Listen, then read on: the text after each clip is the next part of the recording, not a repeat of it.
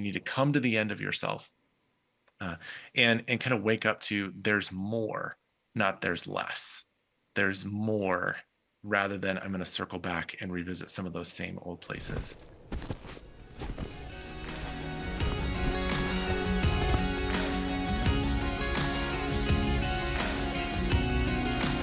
Sons, welcome back to the Being Sons podcast. We are here in part 2 of this highly relevant conversation with Chris Bruno, the author of the book Sage.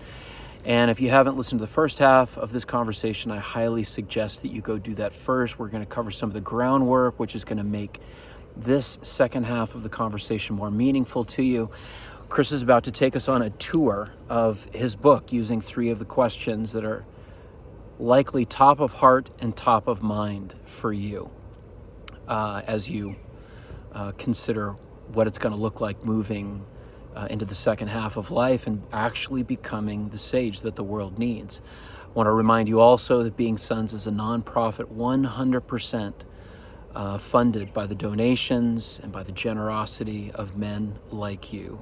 So if you've been blessed by Being Sons, we would love to invite you into the tribe to become partners with us in some of the exciting work that we're about to do in 2024. So back to the conversation with Chris Bruno, author of the book Sage. Okay, so I want to tee you up to take us on a journey through the book, what the purpose is. And you did a great job of articulating in your introduction, hey, this is where we're going to go. We've got 3 questions, and this is what I want to address. So your book is basically broken up into these categories here. Okay, so the first, part 1, you say this is the primary question. Why is this transformation from man to sage both vital and biblical? So in that part 1, part of where we've already been is, hey, it is vital because if we do not have sages, if we do not have elders, we lose a sense of our way. And I think the ancient cultures had elders, and the way I talk about it in the book is that they're the pylons of society. They're the ones that are grounded. They're the ones that are stable. They're the ones that are nonplussed. They're the ones that are not impressed by whatever new fad, new leader, new technology, like whatever it is. They're just, it is. Okay. There's nothing new under the sun. So here we are. Here it is, just humanity. And so in a world where we don't have those kinds of pylons, or another way to think about it is kind of the guardrails of society, the sinking down of that wisdom, then we will go completely off course. So I think we need that, and we've touched on that already, that if we don't have sages, we just have a bunch of old people. And we lose a whole generation of value and presence and input into the next generation. And I'm not talking about advice. You can go to YouTube for advice. I'm talking about presence. I'm talking about that sense of being with, which I actually believe the gospel is a gospel about withness, being with. And so if we don't have sages to be with, then we're just kind of lost on our way. We just have a sense like, oh, it's, where do I go? What do I do next? So that is one piece. And then biblical is also like, you look at every, you mentioned the movies, but every story of a significant character in the shaping of the biblical narrative has with him or her a sage, has guiding him or her a sage. And it just feels like if it's there and we're given the narratives, we're given the stories to both read and then learn from, how would I not then also want to replicate, participate in this greater overall narrative of Scripture? So there's that, and then there's so many little pieces of Paul and Jesus's words and Peter, like all of the writers of the Scriptures that talk about, when I was a child, I put away the things of childhood and I stepped into the space of man.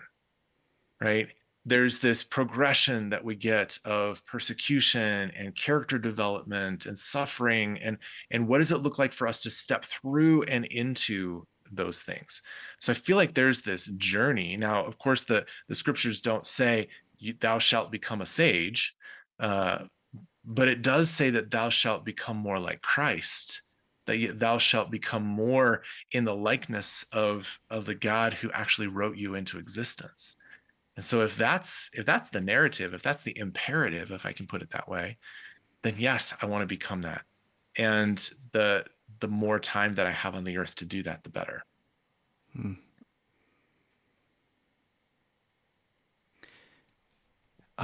This past weekend, I was with fathers and sons. I host some fathers and sons retreats called First Tracks. I know that Restoration Project Yeah. does similar beautiful work, and the fruit of it's just tremendous. One of the one of the things the Lord told me to do very early on was in a very tangible, illustrative way to demonstrate what I've broken down into 7 steps of the masculine journey. And that comes from John Eldredge's book. He describes it in 6 steps, but 7's a better number biblically. So I break it down in that, and I was able to quote. I loved that you gave me more ammo from reading your book to describe the sage. And what's funny is that you've got. It's not funny. It's very, very telling that you gather 17 fathers and sons, and the sons are all between 9 and 13 years old. And the moment you begin telling them, you begin casting a vision for the masculine journey and describing with dignity the difficulties and the invitations of every one of these stages. Every single one of them is wrapped with attention because they've never heard this before. Mm-hmm. And then you get to the stage of the sage, which I'm very excited about because for much of my life, I had no vision at all for the sage. And I used you described the sage as the hero behind the hero. And what a brilliant and inviting way to describe that. So thank you, because it really made sense to those kids, because then I was able to talk about the movies that they already love and were familiar with, and they can immediately say, oh, I'm being invited by God, if I cooperate with him, if I work with him, to be united with him and to become that. Holy smoke. Phenomenal. Yeah. Yeah. Okay, so in the second part of your book, you pose this question: what is the first half of man's life all about? And you've touched on that, but what does a man do to prepare himself for the second half? So I know we've already talked a little bit about that, but please take time to riff on that anymore. Yeah, I think the thing that would be most important if I were to boil down that whole, I don't know, it's like 6 or 8 chapters or whatever's in that section. It is 2 things, Jay. The first is that, and I think you might have just experienced some of this year for yourself, but this awareness that the vehicle that you have driven thus far on your journey will not take you any farther. That you have to come to the end of yourself. You have to come to the end of how, your words earlier, how have you survived? What reactions have you had to the world? How have you lived in order to just make it through becoming a man and then getting married and having a career and raising kids and building trying to have some house and savings of some, like, all, how have you done all that? Who have you had to employ? And I don't mean other people. What inside of you had to employ in order to make all that work? And the reality is that to step into the next season of the sage, those things don't work anymore. And that's where we come to midlife crisis. That's where we come to an identity crisis of like, wait a minute, I thought like the last 40, 50 years I've been spending doing that. And now it feels, I don't know who I am. I feel at a loss. What is my purpose? What is my identity? Who have I been? What role have I played in the world? Where have I lost myself? What is going on? And typically midlife crisis, people that kind of succumb to that midlife crisis fall back on those same survival techniques or personas, I call them in the book, that, hey, if the previous wife didn't fulfill me, I will get a new wife. If the previous job didn't fulfill me, I will get a new job. If the previous sports car didn't fulfill me, I will get a new sports car. Typical kind of midlife crisis kinds of things. And I just want to invite guys to, like, you actually have to come to the end and be open to there are other vehicles. You might not know what they are right now, but there are other ways. You might have crossed the land in an amazing sports car, but now you're at the edge of the sea and you can't go any further. That car is not going to take you across the ocean. And that's what this journey is. You need to come to the end of yourself, uh, and kind of wake up to there's more, not there's less. There's more, rather than I'm going to circle back and revisit some of those same old places. So in that, how do we prepare ourselves? One is wake up to that. Wake up to there is still more for you in the future, even if you don't know how to get there. Because the fact is, kind of when you started out your life and you're young man in your 20s, you didn't know how to get there to your 40s. You discovered it along the way. There was something available for you from God to help you process things, understand things, discover things. There will still be more of that for you also. So to prepare for the second half, I think I would start with kind of recognize you got to come to the end of yourself. And as I say that, it is uncomfortable. It is uncomfortable, and it's vulnerable, and it is scary, and it is good. I liked what you said about the pull to go in one of three directions when we approach this discomfort. One of them is to just go to sleep, pretend like it's not happening. The second is to throw a grenade to it.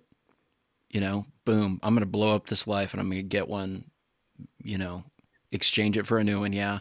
And the third is to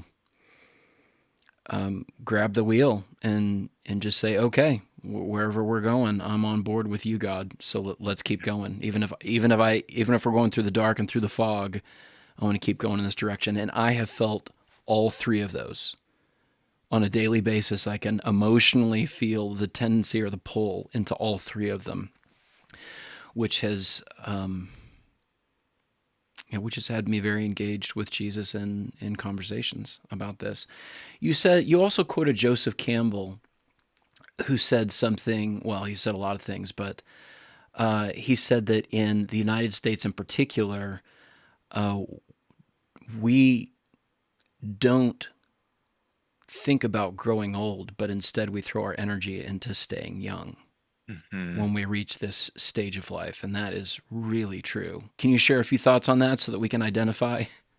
Oh, yeah. I mean, how many supplements and skin products, and I mean, I have no hair left, and so how many hair products for men, and like how many ways are we supposed to live, and rhythms that we're supposed to have, and are you supposed to have, how how much sun is good? You're supposed to have some sun for vitamin D, but too much sun gives you cancer. Like there's so many different things that are just designed to try to keep us young and youthful, and in our appearance. All of those things were having to do with our body and our appearance. But I also think that there's something about how we are as people, as men, that there's what is it like for us to literally allow ourselves to have more age, in a moment, which in some ways I want to say more gravity. So to have just more of that, like we're supposed to still be, I mentioned golf and cruises earlier, like fun loving, dancing, having all this, like, this space of just going out and, 65-year-old partiers, right? Like that's what we're supposed to become. And in fact, like what would it look like for us to actually have a lot of fun and enjoy our lives? And in the moments that is necessary, allowing the gravitas of who we are to actually show up and be the age we actually are, rather than trying to be 30 or trying to be, I'm on social media right now. I am being targeted by all of these workout regimens that are designed for 50-ish year old men. And there's a video or whatever of a guy who's in his 50s with his shirt off and he's ripped, and you're like, oh, that's who I need to be. And the statement on it is, I got my 30-year-old body back. I've seen that ad. Have you? Okay, Yeah. great. Not just you. It's not just me, it's you. And I'm like, oh, hello. Like, there is something about, and I want to say, yes, I want to be a healthy 50-year-old. I want to be, and can I be 50? Is that okay for me to be 50? Is it okay for me to sit with both who I am in person and who I am in body and allow myself to be the age I actually am? Glad you said it. Yeah, I don't want to get old. I want to be young and be able to run outside and be able to adventure and hike and still explore this beautiful world, not only with my children, but hopefully with my grandchildren as well. So,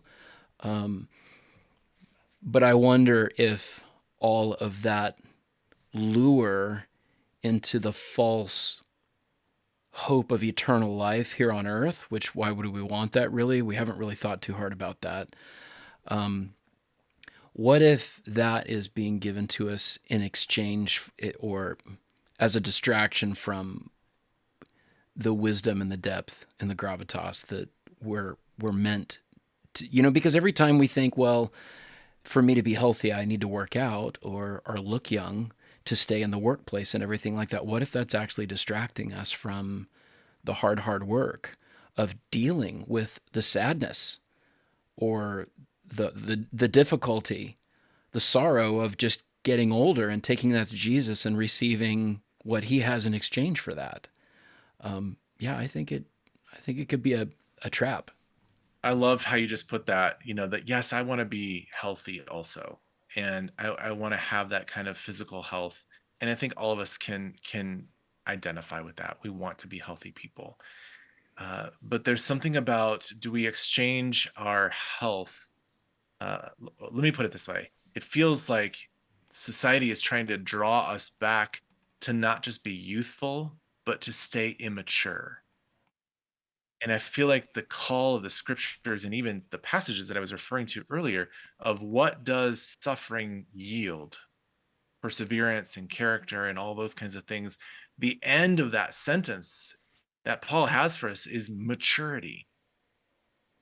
And so, can I be a healthy and mature man? Those two things are not mutually exclusive, but I feel like the world is trying to say, hey, in order to be important, in order to be virile, in order to kind of show up fully in who you are, you have to be, go get your 30-year-old body again. And I'm like, I'll take the 30-year-old body, but I don't want to take the 30-year-old man. Oh no. I am good with my 50-year-old man. I don't know how you felt when you turned 40, but I felt deeply relieved because feeling foolish, feeling young and immature, I was just so ready to be done with that. And 40, I loved it. I know it was really a mental threshold for me. Nobody else saw the difference, but that felt really good. Crossing over my 50-year threshold was different. It's been much more challenging. Yeah. Okay, so we move to part 3 of the book, and friends, I just really want to encourage you to go and get this book. In fact, I read the first chapter. I met with my band of brothers, and I took the book with me, and I began reading some passages out of it, and I said, hey, I'd love to have these discussions with you about this. And then I went to another friend of mine and I did the same. And we actually met for dinner not too long ago. And we pulled out the book and excitedly began to discuss how we were excited to have somebody to unpack this with. So I want to encourage you. Yeah, go get this book, Sage. Okay, so part 3. You said that this is the question that you're determining to answer in part 3. What makes a man a sage? And how does one navigate the transition over the threshold of the second passage to become his true self. So, what makes a man a sage and what does not make a man a sage? Mhm. How do we end up being just an elderly man as opposed to an elder? And you might want to talk a little bit biblically about the word elder as well, because I found that helpful. Oh yeah, for sure. Uh, well, so I'll just start there. I mean, we use the word elder today in church environments to talk about like a role and a responsibility in some kind of hierarchy governance of the church. If you're an elder at the church, that means that you have some kind of category. You're on the elder board, or maybe you have some specific responsibilities for the organizational upkeep of that church. And and I understand why we use it that way. I think it's helpful. Most of the elders that I've come across through my journey as a believer are not actually elders. They're just people who are qualified to do certain jobs. So it's a fine word. I think it's maybe a little insufficient for what we actually want. An actual elder is I've mentioned this before, but like it is the vision of society of that kind of person who has the wisdom and the awareness and the presence to be consulted, to have the the presence. I already said the word presence, but like the presence to bring the fullness of understanding, history, experience to bear right now in this moment. And so an elder in a culture often has this like, I want to be an elder. So many of these old, ancient cultures, tribes, whatever you want to call them, it was not the warrior that the boys would finally want to be. That was not the pinnacle of manhood. The pinnacle of manhood was becoming the elder of the tribe. And that he knew that was going to take 40, 50 years before he could do that. And he would go through these various stages first. But it was kind of that stage is what young men, young women would want to be as they looked to the generations ahead of them. So to be that to be that elder is to have that sense of that. And then in the part 3 of the book, I mean, I do go through, there's probably more, but I go through what I would say are several different characteristics of a sage that we can begin to both identify what is and what is not a sage, what is and what is not an elder, and then also like what does it mean to grow in this specific area at this characteristic. So a couple, I mean, I've mentioned already, I put my language around it was settled contentment. We referred to Paul, you referred to prison, that there is a settled contentment that what I have does not determine who I am. There is a settledness inside of me that I don't have to compete with you. I don't have to show up and be bigger than you. And I also don't have to show up and disappear and be smaller. Like I am settled in who I am. I am content.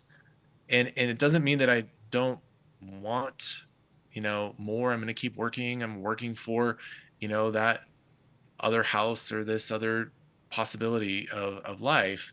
It's not that, but it's, if I stopped now with what I have, can I be content with where I am? So there is a sense of like just settling in. Like it is well. And I love referring back to the movies. It's interesting. You look at some of the sages in these fictional stories, and they don't have much. They don't have much. I mean, Yoda's little hovel in some like distant planet where there's no other sentient beings, right? That there was contentment. He was happy to make stew and over a fire, and that's where he was. And Luke Skywalker eventually, when he became that master Jedi, where did he go? He went to a very rainy island that he had to like just hang out on, and that's where there was a settled contentment. In a better written story, he would have had a lot more contentment there for sure. Yeah. Yeah. We never hear about Gandalf's need for things. We never hear about what possessions he has or what kingdoms he's ruled or any, like, he doesn't need to even talk about it. Doesn't need to talk about it. He's just settled with who he is. And so there's that aspect of things. Another aspect I mentioned earlier, being hospitable, and there is like not just the hospitality of welcoming you into my house, but welcoming you into my presence. That a sage has that kind of presence where I can feel safe, where I can feel seen, where I can feel heard, where I can be whoever I am, and the sage can be whoever he is, and I'm just welcome here. He's not this overpowering presence that needs to prove something. He's someone who just can and really tune in to what the Spirit of God is saying to you now and in this moment and in us and through us. And he's not like trying to share all of his thoughts and advice of what you should do. And the room is not filled with his overpowering presence. The room is filled with his welcoming presence. And that shift is an important characteristic, I think, of sages. And we can think of, I'm sure all of us can think of men who are like that and men who are not like that. Men who are older and they're just elderly and they need to tell you their stories over and over and over and over again, talking about their stories.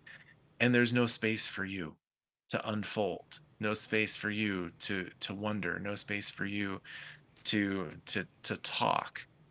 And so there's that inner hospitality that happens first for the sage, so that then he can welcome on the external, outer hospitality to others. He needs to, back to the language earlier, come home to himself. If he's home with himself, then he can welcome you into his home. So I know this isn't complete, but I want to reflect back to you what I feel has been helpful for me. That a sage, just to release the pressure that a sage is something that I have to work really hard to become so that I have enough to say someday. The sage is a person who has wisdom and experience, but the sage is also could be a person that maybe they don't have all the answers necessarily, but they feel it's you feel comfortable, you feel loved, you feel welcome, you feel warm in their presence. In a way, they feel like home. Mm-hmm. And it's a Mm-hmm. person who's able to sit with you and just listen and just be with you. You talked about witness. I think that's a rescue because obviously the world needs many, many sages, but some sages are going to lean more into their strengths. Like there's a variety of strengths in different sages. Mm-hmm. Some of them may not have a whole lot of wisdom, but oh my God, thank you that when I'm with them, I feel their love. I feel their maternal or their paternal affection, which is something that we desperately, desperately need. And so God's fathering us through that relationship or somebody else who is just able to be a non-anxious presence, with us. It's funny. Another movie that comes to mind is Secondhand Lions. Two guys who raised that boy, and they live in the nastiest house on the block, and they're so content to drink their sweet tea and shoot salesmen, with their shoot over the heads of salesmen with their shotguns, and they're the ones that end up being the heroes of the story for the young boy who needed initiation. Yeah, what a precious story. You talked about the middle of the middle. Can you help us? That was really helpful to me as well. So what's the middle of the middle? Oh, so little context. I took a month and I went to Ireland by myself to with the hope of writing this book.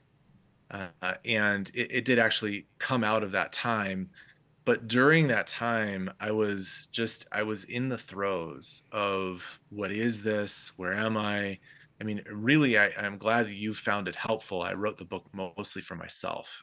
So the middle of the middle kind of came from as I was one day really kind of wrestling in some places in my life and story, wrestling with Jesus, wrestling with parts of me that I mentioned earlier that just did not feel well. And I got up from my little, cottage and went. It was in January, so it was, Ireland in January is pretty blustery, and you can just imagine the crashing of the waves and all of that. And it, it, the edge is not a beach. The edge is cliffs, the edge is rocks, the edge is pretty severe. And I actually went to Ireland on purpose because it feels like this middle space is severe. And it is where the land meets and the rocks meets the water, and the water crashes against the rocks, and the rocks stand against it, and the water keeps pounding. And there's just this sense of this dynamic battle wrestling that is happening between the two, and it feels like that inside of me, and inside of, I think, that middle space.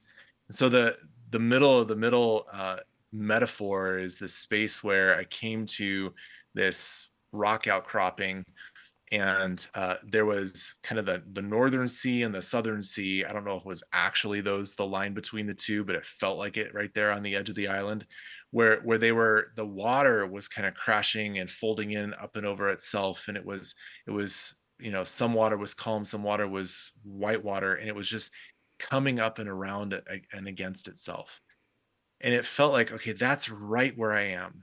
That's right where I am in this in between. I can look back and I can look ahead, and I can feel the tumult of what was, and I can feel the tumult of what is, and what will be. And that space feels really important to kind of just pause and recognize and wonder about.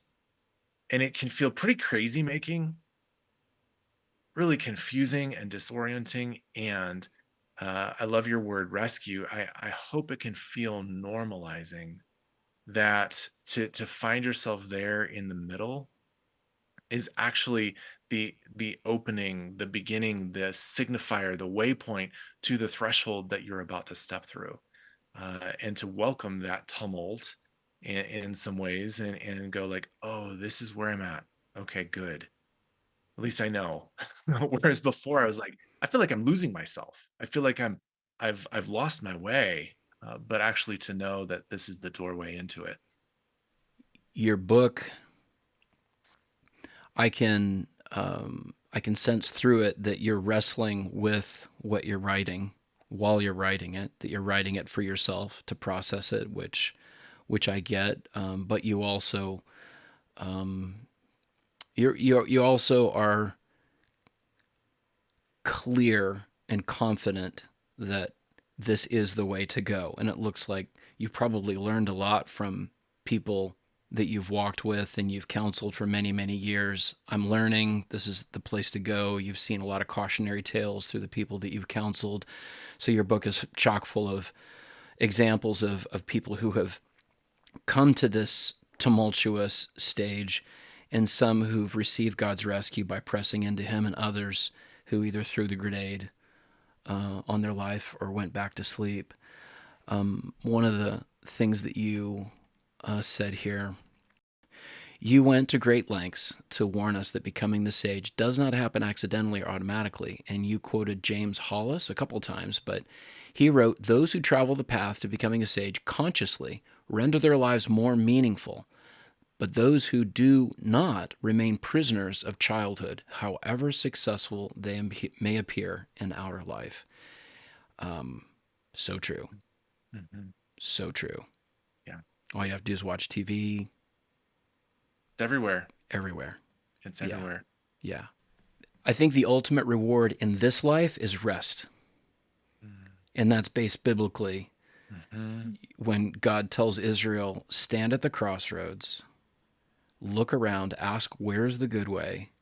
Walk in it, and you will find rest for your soul. And whenever I picture that crossroads, that's a busy intersection with the world going in a million different directions, I picture there, looking at one of those corners, there being a sage. Who's the old, wise, content, happy man with the cane who doesn't seem to be in a hurry to go anywhere?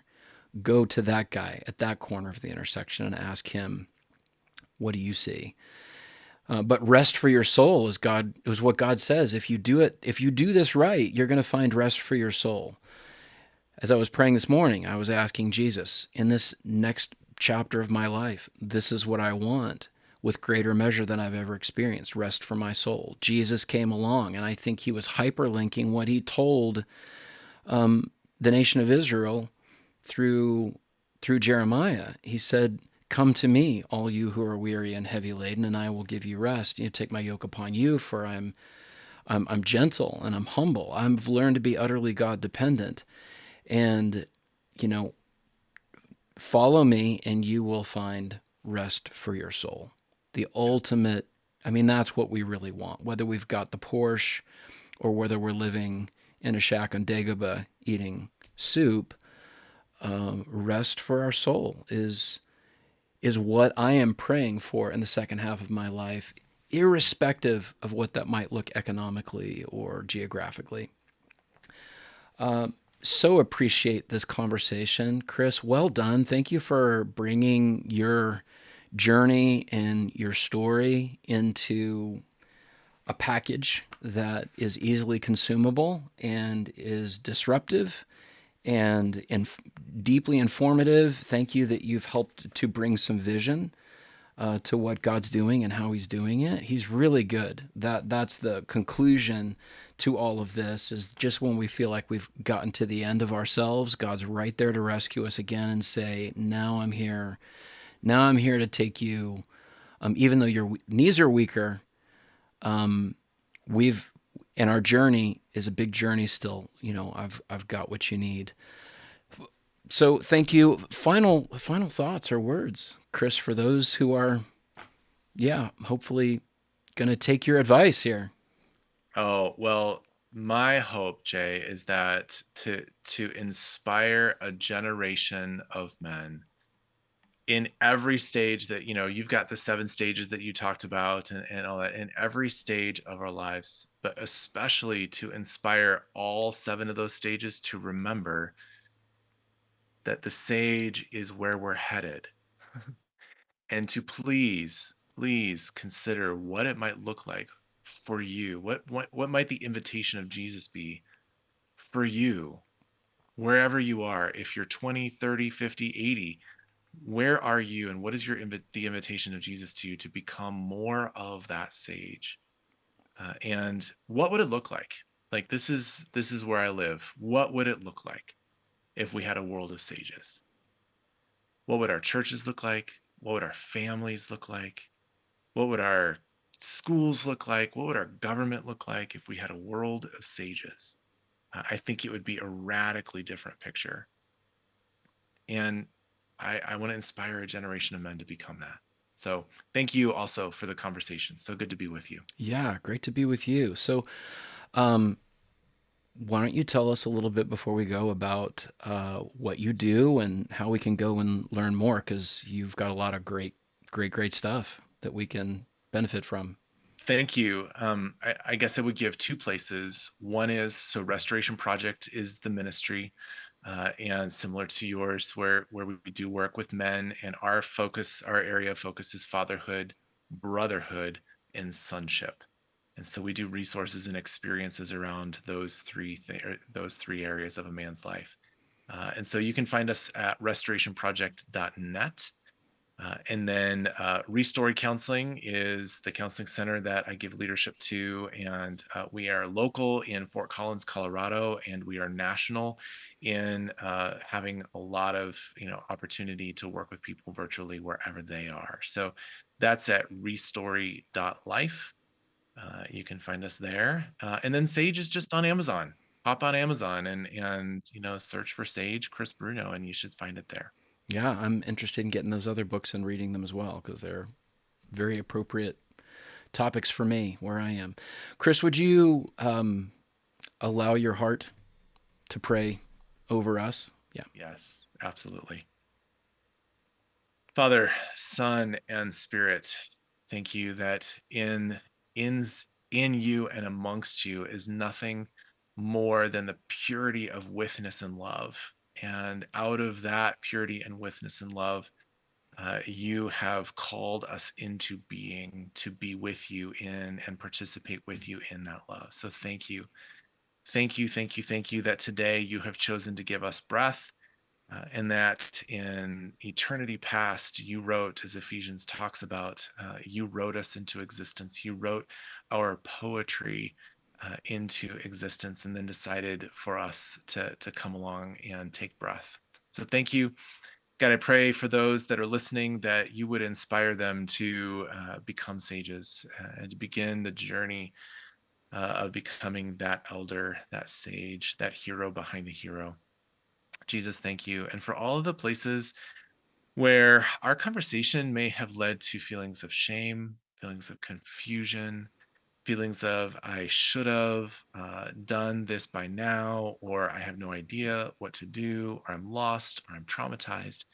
God, whatever places that men may feel that they find themselves in those kinds of places, God, I pray that the gift of your presence would be with them right now, and that you would reach down, you would touch them, you would whisper into their ears and into their hearts that it is you, the I am, into which we exist, and that you have all the goodness, lavish beauty, lavish possibility, lavish healing available for each and every one of us. So thank you, Jesus.